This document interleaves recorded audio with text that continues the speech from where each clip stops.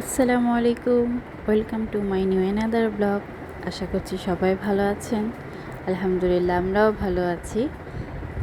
টানা কিছুদিন বৃষ্টির পর আজ বের হলাম বাসা থেকে একটু দূরে স্ট্রিট ফুড ট্রাই করতে। এই জায়গাটা অবশ্য অনেক দিন বন্ধ ছিল, তারা আবার জায়গাটা রিওপেন করেছে। আমি অবশ্য আগেও গিয়েছিলাম ফুডগুলো ট্রাই করতে, আমার কাছে তখন বেশ ভালোই লেগেছিল, তাই আজ আবার ওই জায়গাটা চলে এলাম। জায়গাটা হলো পরিবার স্ট্রিট ফুডে।